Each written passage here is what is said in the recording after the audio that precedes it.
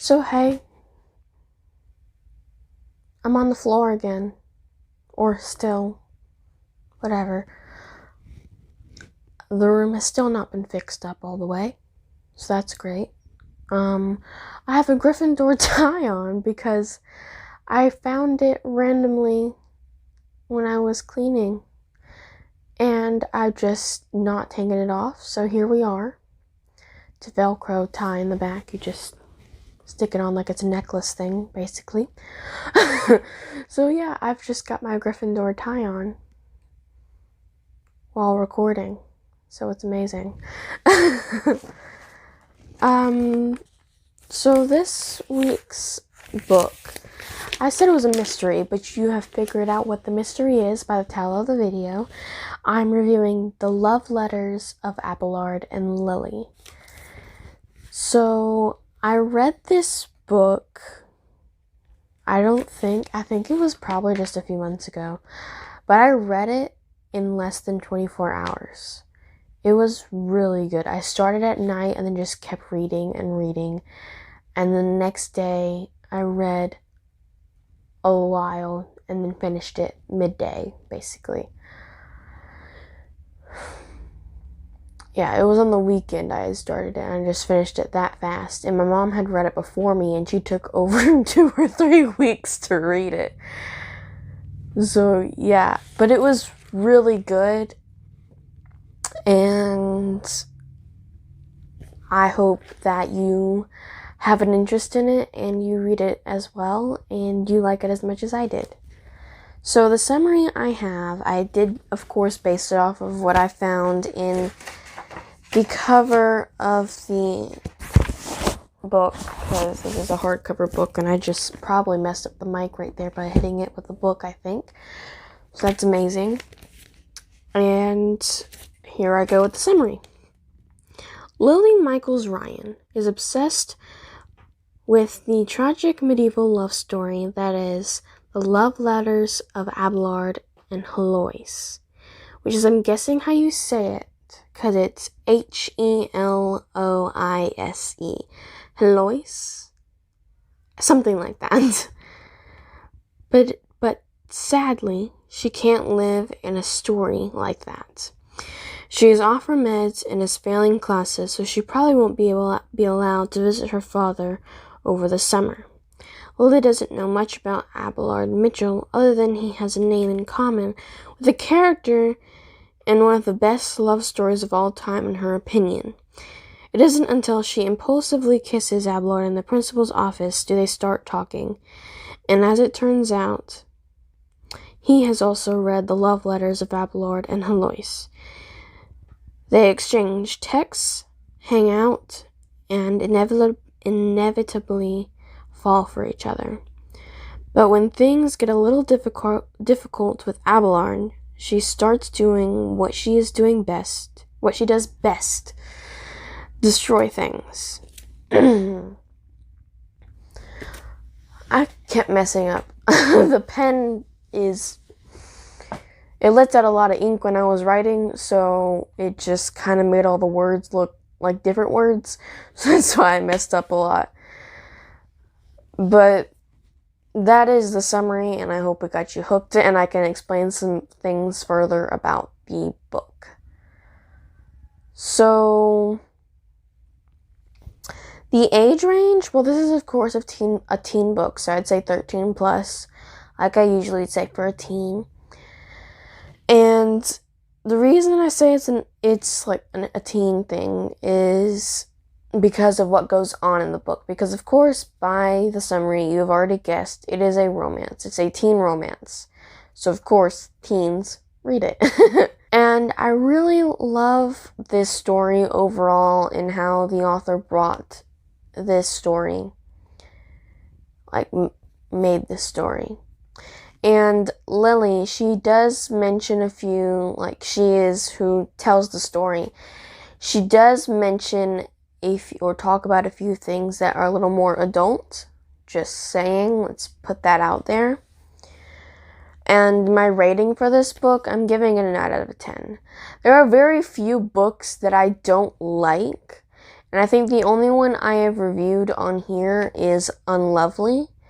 And it's the only one I have reviewed for you. But there's very few books that I don't like because I purposely look for books that I know I have an interest in or will have.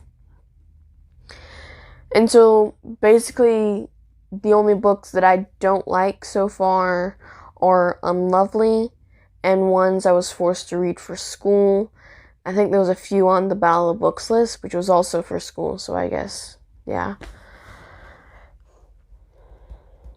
So this book, as I always say, will take you no more than a week, but I read it in less than 24 hours, so there's that. And that's it. Take that out. So the bookmark, I totally forgot to grab the box of bookmarks and bring it over here. So give me a second. And it literally will be a second for you, but for me, it's just gonna...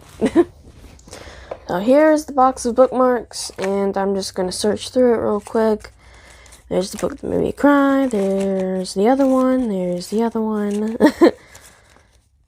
Okay. It was stuck to a different bookmark. Next week's book. Let's just not show everybody that bookmark.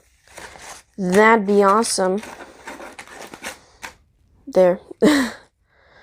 So this is the bookmark for the love letters of Adelard and Lily. This book is by Laura Creedle. I totally forgot to mention that, which is another Laura, Lauren. We've got Laura, Eve, Lauren Oliver, Laura Creedle, Laura Sebastian. So many Laura, Lauren. Why are there so many authors with that name? Or a similar name like that. I don't know. But this, I tried to get the blue as close as possible to the cover. So if you did, I don't think I held the book up to the camera. So this is the book. And the color of the book is more of a greenish blue, but not quite a turquoise or teal. So there's that. But then there's like these hearts that have kind of gotten scribbled out. So that's what I was trying to copy onto this. Was just trying to take that blue and the heart thing. And that red paint was left over from doing Roseblood. I think I picked up Angel Fall with that too. But yeah. I actually gotten that red paint on my desk and it was there forever. And I kept thinking it was blood for a minute, a full split second. I was like, oh no. That is from when I made that bookmark. So, there's another thing I'd like to mention. In the back of this book is about the author on the cover. Yes. Does she have an author's note? No. Okay. So, it's like a real short, like the shortest about the author thing I've ever seen. And it's because I think this says it's her debut novel. So, I still have not figured this out because I have been too lazy or keep forgetting to look it up. Is debut. Does it mean it's their first novel or the novel that blew up and got their kind of known, got them known? I don't know which one. I guess future me will look this up while editing. Good job. So it says it's her debut novel, and it says Laura Creedle lives in Austin, Texas, and writes about her experiences as an ADHD writer at her website. But she writes books, apparently, with characters with ADHD, because Lily, she has ADHD, which is, like, I don't remember what it stands for, so let's put that on the screen as well. But it says she offers meds, so she has to take this medication for it, and she refuses to take it. Okay, so next week we're just gonna casually take the paper out that's under the bookshelf. Okay, next week is a duo, which is over here. It's The Eternal Ones and All You Desire. Yes, it is those two. They are amazing. My mom read the first one, and then we didn't have the second one, and I told her we should get it when we were there, because it was already there. I told her we should get it, and she just, no. Why would you not do that? And then she read it before me, and took forever. Like, I read 5 books before she finished it. I'm probably, like, over-exaggerating by 1 or 2, but seriously, she took forever to read it. And then I finally got it back from her and started reading it, and I had to drag out, like, the last few chapters, waiting for her to finish that one. Because she went and bought it at some point to read it, because the first one was so good. But you will learn about what it is, and it is a really good duo. I have still not figured out what it is called, and I'm just not going to look it up. I'm going to call it a duo. I can speak. That's great. And I'm actually nearing the end of this list, and there is only... So after I do that, I have I think I have 3 books that are just regular novels, because I've done the Curses along with the Graces, so that's out.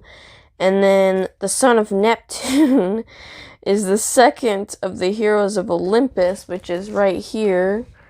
Son of Neptune and the Mark of Athena, which I can't review those yet because I haven't read House of Hades and the Blood of Olympus. Because I just don't have them. Because you see, there's those, and then there's Magnus Chase, so of course I don't have them. I don't even know the first one, but I read it, bought it from somebody, so yeah, great. So there's that, and I don't know what's written over there, up there, but I know after that I read The Notebook, which I forgot to write up there. So yeah, come back next week for the Eternal Ones and All You Desire. Fly you high, Overlanders. And Gryffindor says hi.